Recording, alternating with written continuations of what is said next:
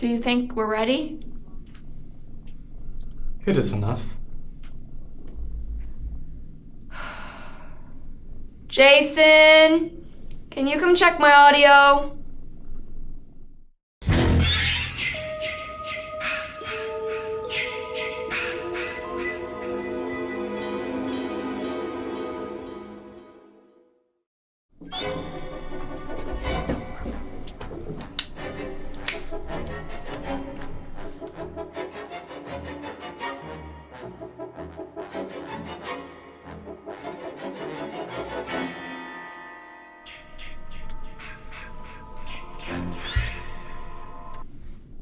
Acceptable. Jason, I need an audio check.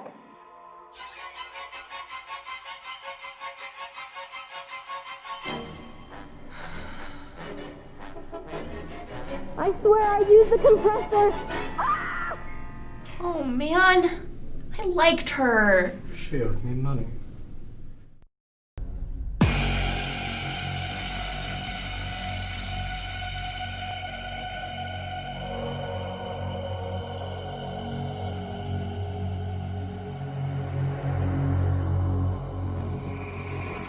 Cambridge, please stand for the Pledge of Allegiance. I pledge allegiance to the flag of the United States of America and to the republic for which it stands, one nation, under God, indivisible, with liberty and justice for all. Welcome back, Cambridge. I'm Morgan Perkins, and here's what's up.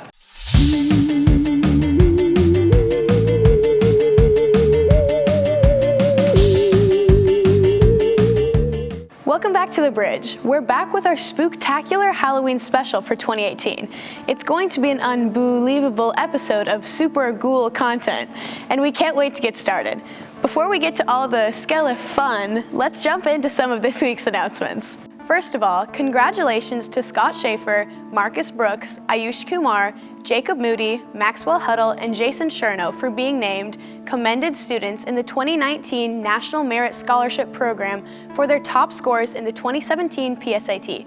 Fantastic job, guys. The Cambridge High School, Hopewell Middle School, and Northwestern Middle School orchestras will be performing alongside Mark Wood from the Trans-Siberian Orchestra on Friday, November 9th at 7 p.m.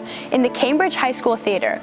This performance is bound to be spectacular and one that you won't want to miss. The 2018 Cambridge Equestrian Team is having their very first show this weekend at the Wills Park Equestrian Center. Be sure to come out and show your support. Next up is Matthew George with this week's Newswire.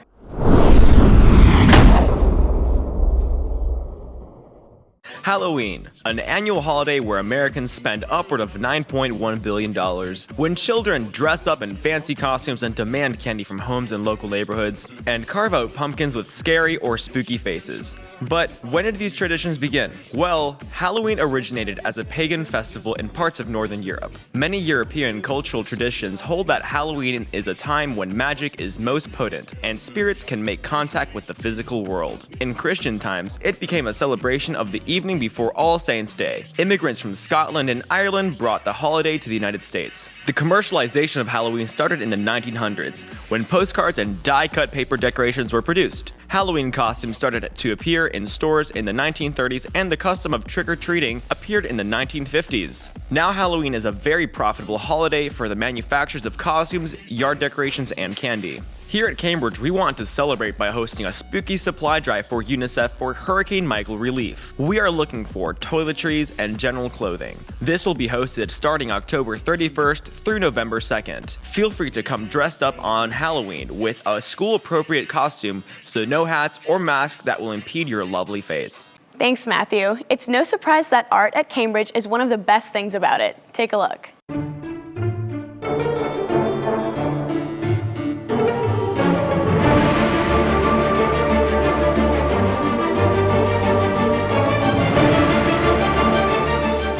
I think that people assume, we hear it all the time in class, like especially in intro or something, they think, oh, I'm going to take art because it's going to be just easy, but like art comes with work, and so you have to do, but then you also have to practice. It's the same thing as a sport or anything else. If you don't continue to practice, you're never going to get any better.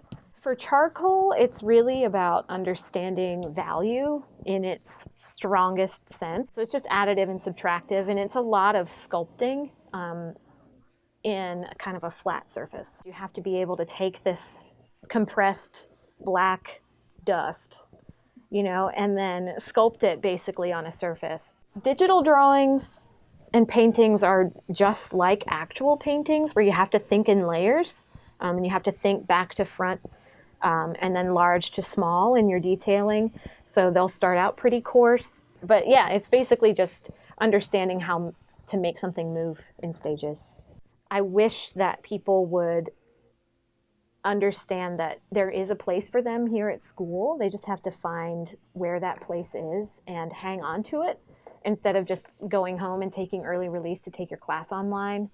Like, stay here and make something in a community of people, because it's really a magical experience that makes people feel really comfortable at school.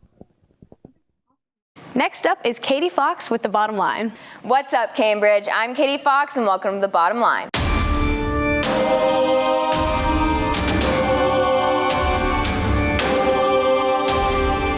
With sports being right in the middle of the transition from fall to winter, this week is quite short, but we have a lot to fill you in on.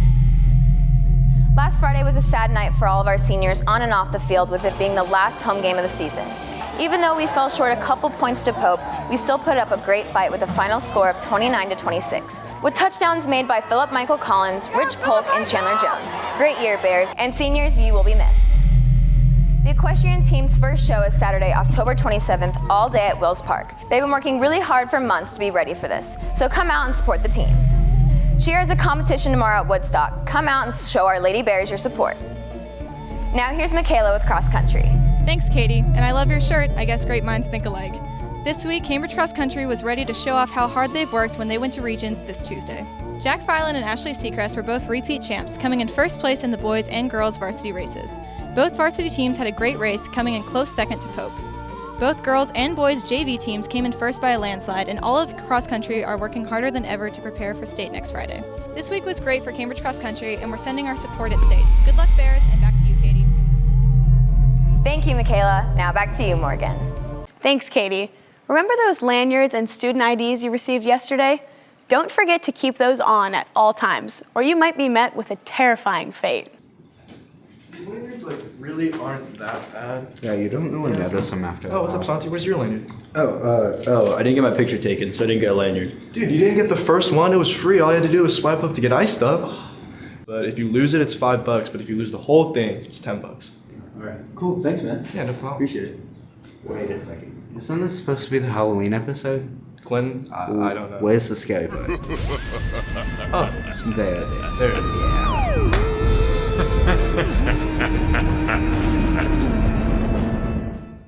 Well, that's all for this week's show. Now, if you would, please pause for a moment of quiet reflection.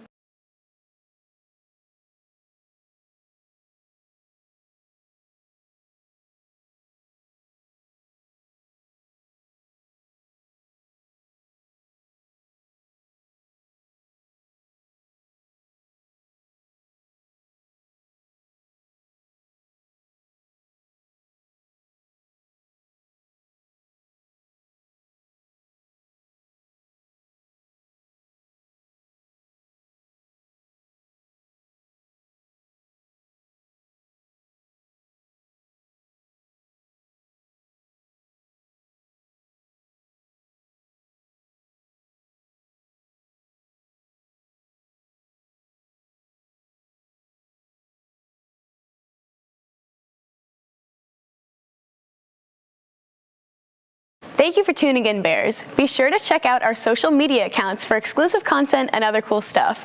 We'll be back next Friday. I'm Morgan Perkins, and next up is Primetime.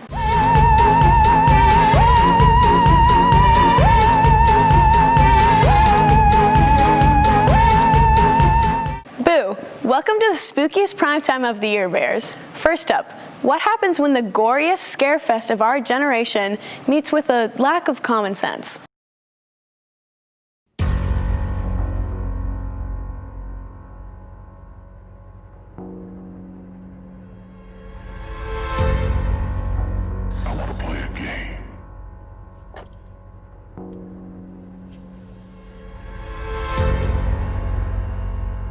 Who's saying that? I'm Jigsaw! Yeah!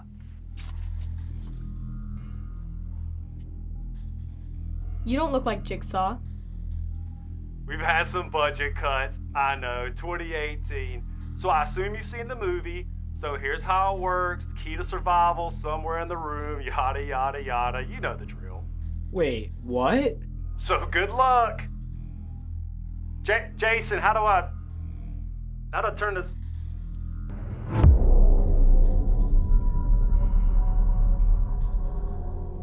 How are we gonna get out? Oh, did you not see the box? Whoa, what are you doing? I'm getting the key? As soon as you reach for the key, the box is gonna come down and take your hand off. It's a box. Well, you don't know what's inside the box. It's a box, and inside is the key, like out. Wait, why would it fall?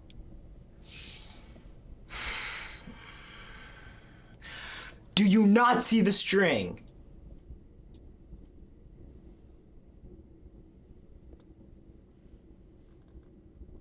You mean this string? Yeah. Wait! Be careful with that.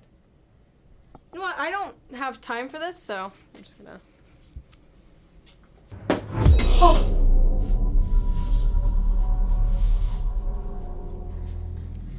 Okay.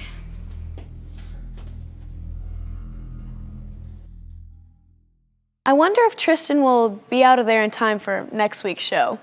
Well, 'tis the season for some scary stories, so sit back, relax, and let us handle it for you. Jackson, can you tell me a scary story? All right, then I shall tell you the most terrifying, blood-curdling story ever recited on the mortal plane. Yeah, sounds good. Our real story begins on a terrible, dark, and stormy night. But it was all right. Our heroes actually had wonderful planning skills, and they were quite prepared for the weather. But a dark shadow of a house loomed on the horizon, filling the air with a malevolent aura. Fortunately, it was a quaint little bed and breakfast with a delightful staff. However, as they entered this truly execrable establishment, a vicious crimson substance oozed across the linoleum floor, and the skeleton of a man approached our heroes. The skeleton proceeded to explain that the red liquid was actually cheerwine that someone had spilled, and he proceeded to mop it up. Incredibly apologetically, of course. Is anything gonna happen in this stupid story? Hush up and listen. The next morning, after a restless, terrible night of sleep, our heroes trotted down to the dining room for their complimentary continental breakfast. Once there, a grotesque man came and served them. He served them on a large silver platter, and once he sat it down, he reached for the top. And as he pulled it off, our heroes were terrified of what was underneath. And right as he pulled that platter off, our heroes actually found a delicious stack of pancakes with steaming hot bacon as well. It was incredibly delicious. Oh, come on. This isn't scary. This is just a trip to a bed and breakfast. Fine. As soon as they stepped outside, they were crushed by a gigantic pumpkin. There you go, Mr. Bloodlust. You know, horror doesn't have to be all blood and guts. It can be something a little more cerebral. God, you psychopath. Well, that's all for this week's Primetime Bears. We'll be back next week. Thanks for tuning in. I'm Morgan Perkins, and I still want to know what happened to Tristan. And that's how I lost my trike. Dumb, right? Hey, what are you still doing here? Okay, now this is getting ridiculous. Yeah, seriously, the game's over. No, there has to be something more to this. All right, have fun with that. I'm gonna... Hey, wait, don't leave me alone with this idiot.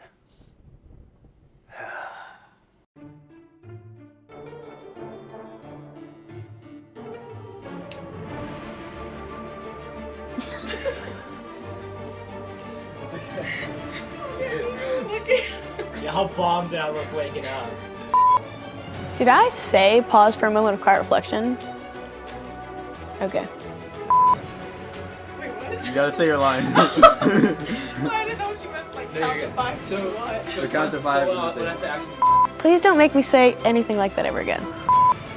It's a box.